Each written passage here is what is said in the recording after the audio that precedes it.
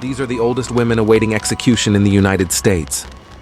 Maureen McDermott was born on May 15, 1947. As an adult, she was a well-respected nurse and respiratory therapist. She had worked hard all her life and had no criminal record. Her hard work paid off as she saved enough to purchase a home in Van Nuys, California in the 1980s. In 1982, she met Stephen Eldridge at a local gay bar. Even though she was 10 years older than him, the two became friends. At some point in their friendship, she trusted him enough to ask him if he wanted to rent her home, as she was planning to travel to Saudi Arabia with a friend to work as a nurse. Instead of renting, he offered to buy into the property. At first, McDermott declined the offer, but eventually, she gave in, and the two became co-owners.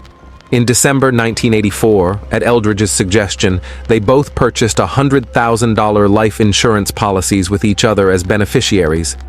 This was protection, so if anything ever happened, the other person could use the life insurance funds to pay off the property. In early 1985, their relationship started going downhill. Eldridge felt McDermott needed to do a better job keeping the home clean. McDermott, on the other hand, didn't like how Eldridge treated her pets. She was sick of Eldridge and started plotting his demise. She had worked with an orderly named Jimmy Luna that was known as a liar, an oddball, and sadistic. He had slashed the tires of a coworker, threatened to kill his bosses, stole one of his coworkers' cars, and brought in drugs for addicted patients.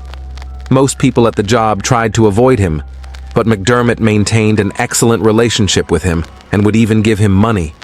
In February 1985, she asked Luna to kill McDermott in exchange for a portion of the life insurance. Luna agreed to the murder plot and showed up at their home several times but got cold feet. Soon, he recruited his friend Marvin Lee to help him.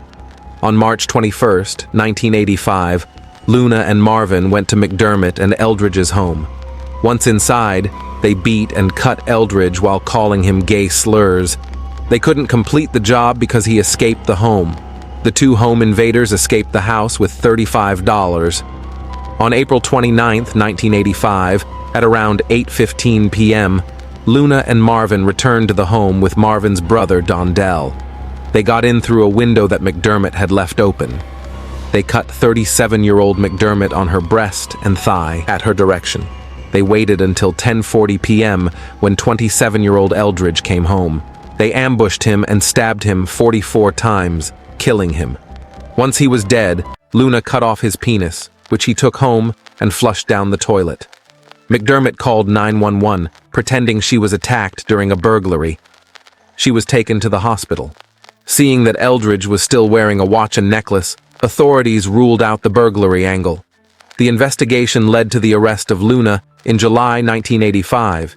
He would later plead guilty to first-degree murder in exchange for life in prison. McDermott was arrested in August 1985, but maintained her innocence.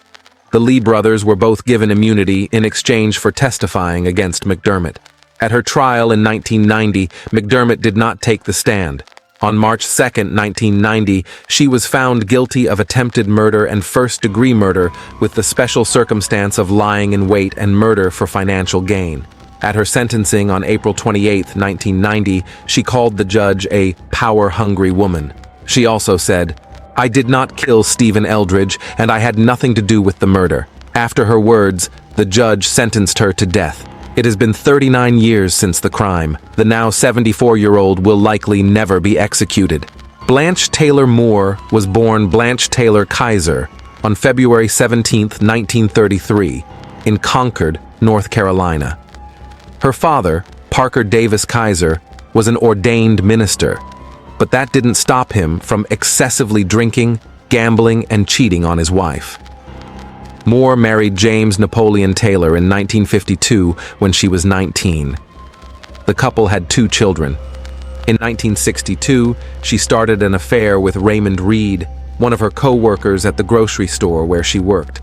In 1973, she lost her husband to a heart attack. With her husband gone, Moore and Reed started dating publicly. When the relationship ended in 1985, Blanche moved on to divorced Reverend Dwight Moore. Even though she had a new man, she was still sleeping with Reed. She asked Dwight to get her some arsenic-based ant killer. From there, she started poisoning her ex-boyfriend. Doctors thought Reed had shingles, and he was hospitalized in April 1986. Moore visited him and brought him food, and his health continued to deteriorate over the summer. He died on October 7, 1986. His cause of death was listed as Guillain-Barré syndrome. Blanche moved on with her life and married Dwight on April 19, 1989, but she wasn't done with her murderous scheming. Dwight became sick days after they returned from their honeymoon. He went to the hospital on April 28, 1989. He was transferred to 2 other hospitals because no one knew what was wrong.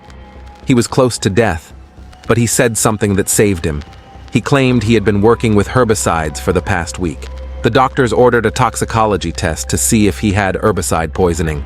They discovered he had 20 times the lethal dose of arsenic in his system.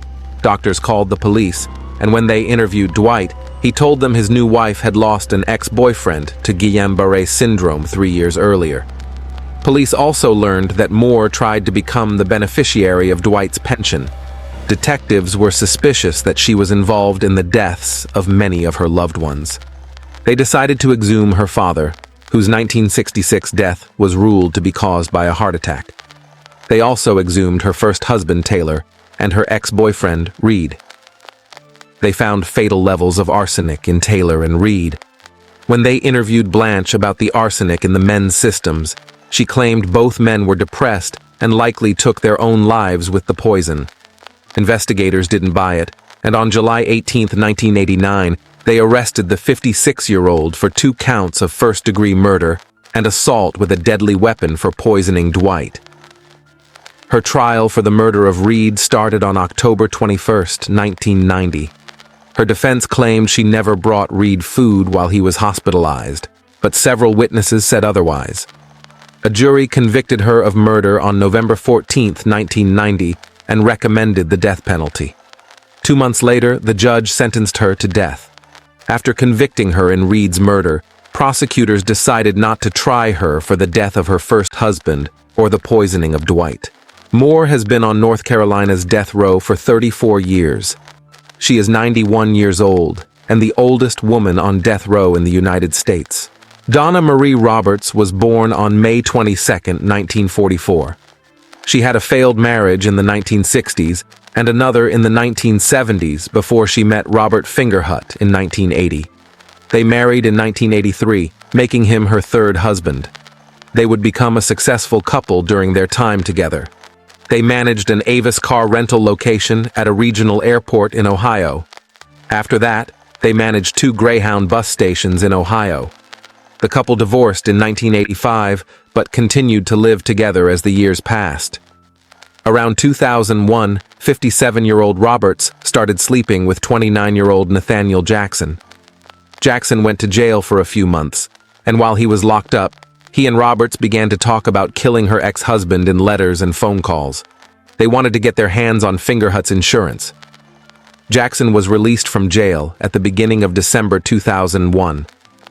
On December 11, 2001, Roberts came home and found her husband dead in the garage and his car missing. He had been beaten and shot. Roberts called the police, and when they arrived, she permitted them to search the home.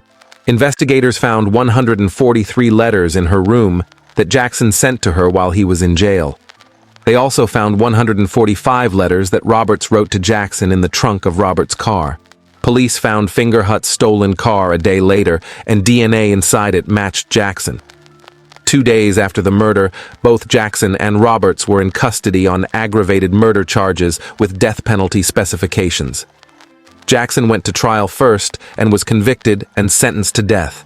He is still awaiting execution. Roberts was convicted and received the same punishment. She is now 80 years old and is the only woman on Ohio's death row.